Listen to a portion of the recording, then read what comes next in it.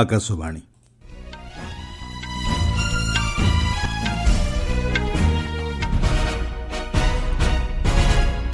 ସମ୍ବାଦ ପଢୁଛନ୍ତି ସତ୍ୟବ୍ରତ ବେହୁରା। ମଧ୍ୟପ୍ରଦେଶର କୁନୋ ଜାତୀୟ ଉଦ୍ୟାନ ପରିଦର୍ଶନ କରି ସହରିଆ ଜନଜାତିର ଚିତାମିତ୍ରଙ୍କ ସହ ଭାବ ବିନିମୟ କଲେ ରାଷ୍ଟ୍ରପତି ଦ୍ରୌପଦୀ ମୁର୍ମୁ। ନୂଆଦିଲ୍ଲୀରେ ଆଜିଠାରୁ ଆରମ୍ଭ ହେଉଛି ବ୍ରିକ୍ସ ଜାତୀୟ ସୁରକ୍ଷା ପରାମର୍ଶଦାତାଙ୍କ ସମ୍ମିଳନୀ। ସ୍ୱତନ୍ତ୍ର ରଣନୈତିକ ଭାଗିଦାରୀ ବୃଦ୍ଧି ଉଦ୍ଦେଶ୍ୟରେ ବୈଦେଶିକ ବ୍ୟାପାର ମନ୍ତ୍ରୀଙ୍କ ମଙ୍ଗୋଲିଆ ଗସ୍ତ, ଆମେରିକା ଇରାନ ଶାନ୍ତି ଆଲୋଚନା ପରିପ୍ରେକ୍ଷୀରେ ଔଷଧିତ ତୈଳ ମୂଲ୍ୟ 3% ପର୍ଯ୍ୟନ୍ତ ହ୍ରାସ ଏବଂ ଇଂଲଣ୍ଡ ଗସ୍ତ ଲାଗି ବିସିସିଆଇ ଘୋଷଣା କଲା ଖେଳାଳି ତାଲିକା। ରାଷ୍ଟ୍ରପତି ଦ୍ରୌପଦୀ ମୁର୍ମୁ ଆଜି ମଧ୍ୟପ୍ରଦେଶର ସେଓପୁର ଜିଲ୍ଲାସ୍ଥିତ କୁନୋ ଜାତୀୟ ଉଦ୍ୟାନ ପରିଦର୍ଶନ ସମୟରେ ସହରିଆ ଜନଜାତିର ଚିତାମିତ୍ରଙ୍କ ସହ କଥାବାର୍ତ୍ତା କରିଛନ୍ତି। ଚିତା ପ୍ରକଳ୍ପରେ ସ୍ଥାନୀୟ ସମ୍ପ୍ରଦାୟର ସକ୍ରିୟ ଯୋଗଦାନ ଏବଂ ଏହାର ପୁନରୁଦ୍ଧାର ନେଇ ସେମାନଙ୍କ ଭୂମିକାକୁ ରାଷ୍ଟ୍ରପତି ପ୍ରଶଂସା କରିଛନ୍ତି। ଗତକାଲି ରାଷ୍ଟ୍ରପତି ଚିତା ନିୟନ୍ତ୍ରଣ କେନ୍ଦ୍ର ପରିଦର୍ଶନ କରି ସରକାରଙ୍କ ଦ୍ୱାରା ଆରମ୍ଭ କରାଯାଇଥିବା ଚିତା ପ୍ରକଳ୍ପ ସମ୍ପର୍କିତ ପ୍ରଦର୍ଶନୀ ଦେଖିଥିଲେ। ସୂଚନା ଅନୁଯାୟୀ ଭାରତରେ ଏବେ 52ଟି ଚିତାବାଘ ଥିବାବେଳେ କୁନୋ ଜାତୀୟ ଉଦ୍ୟାନରେ 49ଟି ଚିତାବାଘ ଅଛନ୍ତି। 3ଟି ଚିତାବାଘକୁ ଗାନ୍ଧୀ ସାଗର ବନ୍ୟଜନ୍ତୁ ଅଭୟାରଣ୍ୟକୁ ସ୍ଥାନାନ୍ତର କରାଯାଇଛି। ରାଷ୍ଟ୍ରପତିଙ୍କୁ ବନ ବିଭାଗ ପକ୍ଷରୁ କୁନୋ ଜାତୀୟ ଉଦ୍ୟାନରେ ପଶୁପକ୍ଷୀଙ୍କ ନିମନ୍ତେ ଗ୍ରହଣ କରାଯାଇଥିବା ପଦକ୍ଷେପ ସମ୍ପର୍କରେ ବିସ୍ତୃତ ସୂଚନା ପ୍ରଦାନ କରାଯାଇଥିଲା। 2022 ମସିହାରେ ପ୍ରଧାନମନ୍ତ୍ରୀ ନରେନ୍ଦ୍ର ମୋଦିଙ୍କ ଦ୍ୱାରା ଚିତା ପ୍ରକଳ୍ପର ଆରମ୍ଭ କରାଯାଇଥିଲା। ନାମ୍ବିଆରୁ 8ଟି ଚିତାବାଘ ଅଣାଯାଇ କୁନୋ ଜାତୀୟ ଉଦ୍ୟାନରେ ଛଡ଼ାଯାଇଥିଲା। ପରେ ଦକ୍ଷିଣ ଆଫ୍ରିକା ଏବଂ ବୋତ୍ସୁଆନାରୁ ଚିତାବାଘ ଆଣି ସେହି ଜାତୀୟ ଉଦ୍ୟାନରେ ଛଡ଼ାଯିବା ପରେ ଚିତାବାଘ ସଂଖ୍ୟା କ୍ରମଶଃ ବୃଦ୍ଧି ଘଟିଥିଲା।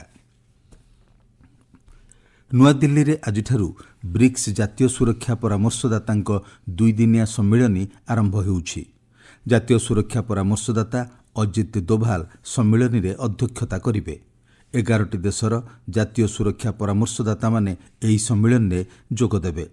ସେହି ଦେଶଗୁଡ଼ିକ ହେଉଛି ବ୍ରାଜିଲ, ଚୀନ, ଇଜିପ୍ଟ, ଇଥିଓପିଆ, ଇଣ୍ଡୋନେସିଆ, ଇରାନ, ରୁଷ, ସାଉଦି ଆରବ, ଦକ୍ଷିଣ ଆଫ୍ରିକା ଏବଂ ୟୁନାଇଟେଡ୍ ଆରବ ଏମିରେଟ୍ସ।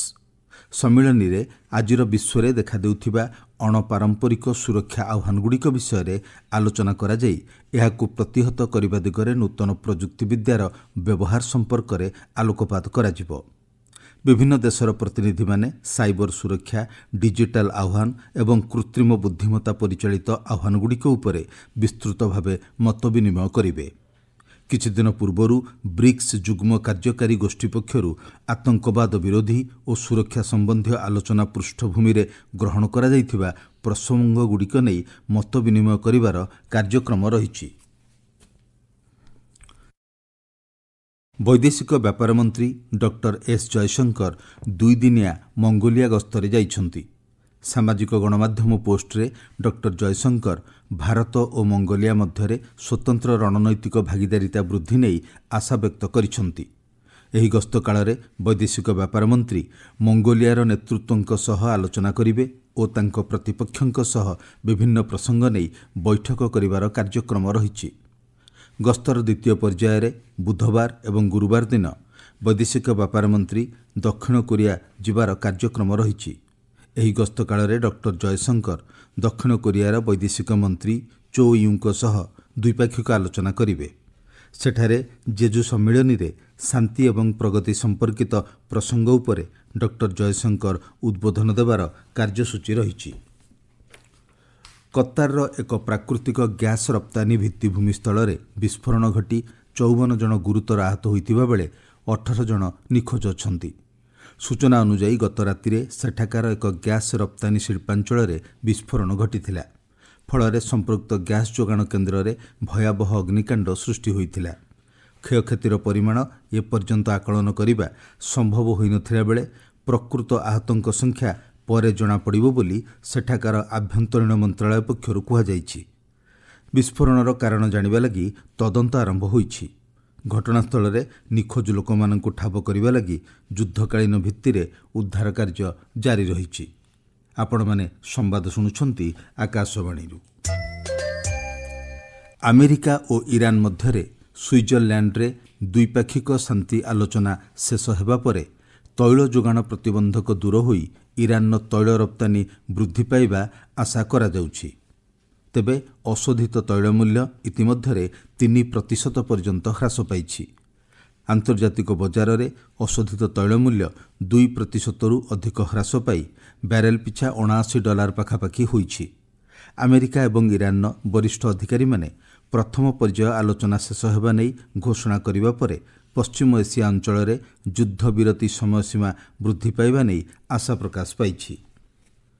ଝାଡ଼ଖଣ୍ଡରେ ଗତ 24 ଘଣ୍ଟା ମଧ୍ୟରେ ବଜ୍ରପାତରେ 8 ଜଣଙ୍କର ମୃତ୍ୟୁ ହୋଇଥିବା ବେଳେ 12ରୁ ଅଧିକ ଆହତ ହୋଇଛନ୍ତି।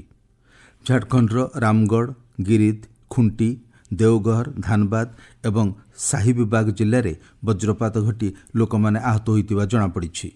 ଏଥିରେ ଜଣେ ସିପିଆଇ ନେତା, ଜଣେ ୱାର୍ଡ ମେମ୍ବର ଓ କୃଷକଙ୍କ ସମେତ ଅନ୍ୟ କେତେଜଣଙ୍କର ମୃତ୍ୟୁ ଘଟିଛି। ପ୍ରଶାସନ ପକ୍ଷରୁ ବଜ୍ରପାତ ସମୟରେ ଘରୁ ବାହାରକୁ ନ ଯିବା ଲାଗି ପରାମର୍ଶ ଦିଆଯାଇଛି। ବିଶେଷ କରି ଚାଷ ଜମି ଏବଂ ଖୋଲା ଜାଗାକୁ ନ ଯିବା ଲାଗି ପ୍ରଶାସନ ପକ୍ଷରୁ କୁହାଯାଇଛି। ଆକାଶବାଣୀରେ ଦ୍ୱିଭାଷିକ ଫୋନ୍ ଇନ୍ କାର୍ଯ୍ୟକ୍ରମ ପବ୍ଲିକ୍ ସ୍ପିକ୍ରେ ଆଜି ରାତି 9:30ରେ ଯୁବପିଢ଼ିଙ୍କ ପାଇଁ ନିଯୁକ୍ତି ସୁଯୋଗ, ପ୍ରଧାନମନ୍ତ୍ରୀ ବିକଶିତ ଭାରତ ରୋଜଗାର ଯୋଜନା ଶୀର୍ଷକ ଆଲୋଚନାର ପ୍ରଚାର କରାଯିବ। କର୍ମଚାରୀ ଭବିଷ୍ୟନିଧି ପାଣ୍ଠିର ଅତିରିକ୍ତ କେନ୍ଦ୍ରୀୟ କମିଶନର ପୂର୍ଣ୍ଣେନ୍ଦୁ ଭୂଷଣ ବର୍ମା ଆଲୋଚନାରେ ଅଂଶଗ୍ରହଣ କରିବେ। କାର୍ଯ୍ୟକ୍ରମ ସମୟରେ ଶ୍ରୋତାମାନେ ସେମାନଙ୍କ ପ୍ରଶ୍ନ ପଚାରିପାରିବେ। ଏଥିପାଇଁ ସେମାନଙ୍କୁ 011-2371-7117, 2331-4444, 2331-1048 ଏବଂ 2371-7106 ନମ୍ବରକୁ ଡାଏଲ୍ କରିବାକୁ ହେବ। ଏହା ବ୍ୟତୀତ ଶ୍ରୋତାମାନେ 9289094044 ନମ୍ବରକୁ ହ୍ୱାଟ୍ସଆପ୍ ଏବଂ ସାମାଜିକ ଗଣମାଧ୍ୟମ ଏକ୍ସରେ #AskAir ମାଧ୍ୟମରେ ପ୍ରଶ୍ନ ପଚାରିପାରିବେ।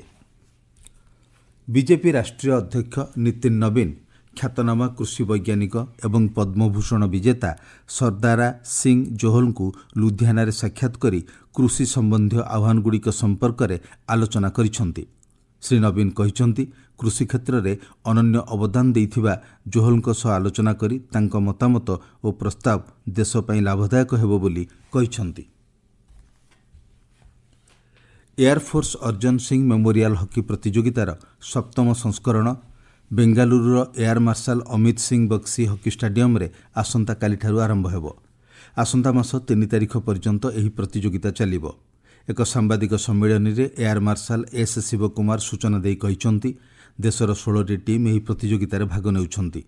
ଭାରତୀୟ ସେନା, ରେଳବାଇ, CISF ସମେତ କର୍ଣ୍ଣାଟକ, ତାମିଲନାଡୁ ଏବଂ ଅନ୍ୟାନ୍ୟ ରାଜ୍ୟର ଦଳଗୁଡ଼ିକ ମଧ୍ୟ ଏହି ପ୍ରତିଯୋଗିତାରେ ଭାଗ ନେବେ।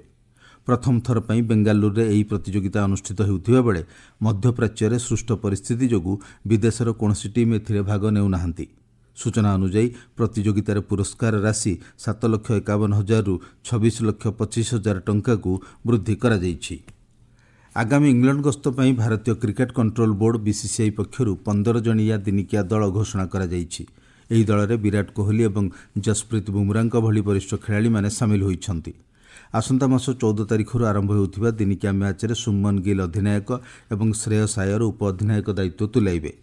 ଦଳରେ ରୋହିତ ଶର୍ମା, KL ରାହୁଲ, ଇଶାନ କିଶନ, ୱାଶିଂଟନ ସୁନ୍ଦର, ଅକ୍ଷର ପଟେଲ, ନୀତିଶ କୁମାର ରେଡ୍ଡି, କୁଲଦୀପ ଯାଦବ, ଜସପ୍ରୀତ ବୁମରା, ପ୍ରସିଦ୍ଧ କ୍ରିଷ୍ଣା, ହର୍ଷିତ ରାଣା, ଅର୍ଷଦୀପ ସିଂ ଏବଂ ଗୁରନୁର ବ୍ରାନଙ୍କୁ ଦଳରେ ସାମିଲ କରାଯାଇଛି। ସୂଚନା ଅନୁଯାୟୀ ଜୁଲାଇ 14, 16 ଏବଂ 19 ତାରିଖରେ ଇଂଲଣ୍ଡର 3ଟି ସ୍ଥାନରେ ଏକ ଦିବସୀୟ ମ୍ୟାଚ୍ ଅନୁଷ୍ଠିତ ହେବ। ଫିଫା ବିଶ୍ୱକପ୍ରେ ଆଜି ସକାଳେ ଅନୁଷ୍ଠିତ ମ୍ୟାଚ୍ରେ ଇଜିପ୍ଟ ନ୍ୟୁଜିଲାଣ୍ଡକୁ 3-1ରେ ପରାସ୍ତ କରିଛି। ପୂର୍ବରୁ ଗ୍ରୁପ୍ Hର ଏକ ମ୍ୟାଚ୍ରେ କେପ୍ ବର୍ଦେ ଓ ଉରୁଗୁଏ ମଧ୍ୟରେ ମ୍ୟାଚ୍ 2-2ରେ ଅମୀମାଂସିତ ରହିଥିଲା। ଆଜି ରାତି 10:30ରେ ଗ୍ରୁପ୍ Jର ଏକ ମ୍ୟାଚ୍ରେ ଆର୍ଜେଣ୍ଟିନା ଏବଂ ଅଷ୍ଟ୍ରିଆ ମଧ୍ୟରେ ମ୍ୟାଚ୍ ଅନୁଷ୍ଠିତ ହେବ। ମୁଖ୍ୟ ସମ୍ବାଦ ପୁଣି ଥରେ। ମଧ୍ୟପ୍ରଦେଶର କୁନୋ ଜାତୀୟ ଉଦ୍ୟାନ ପରିଦର୍ଶନ କରି ସହରିଆ ଜନଜାତିର ଚିତାମିତ୍ରଙ୍କ ସହ ଭାବ ବିନିମୟ କଲେ ରାଷ୍ଟ୍ରପତି ଦ୍ରୌପଦୀ ମୁର୍ମୁ। ନୂଆଦିଲ୍ଲୀରେ ଆଜିଠାରୁ ଆରମ୍ଭ ହେଉଛି ବ୍ରିକ୍ସ ଜାତୀୟ ସୁରକ୍ଷା ପରାମର୍ଶଦାତାଙ୍କ ସମ୍ମିଳନୀ। स्वतंत्र रणनैतिक भागीदारी वृद्धि उद्देश्य वैदेशिक व्यापार मंत्री मंगोलिया गस्त अमेरिका ईरान शांति आलोचना परिप्रेक्षी अशोधित तैल मूल्य 3% पर्यंत ह्रास और इंग्लैंड गस्त लगी बीसीसीआई घोषणा कला खेलाड़ी तालिका। संवाद शेष है।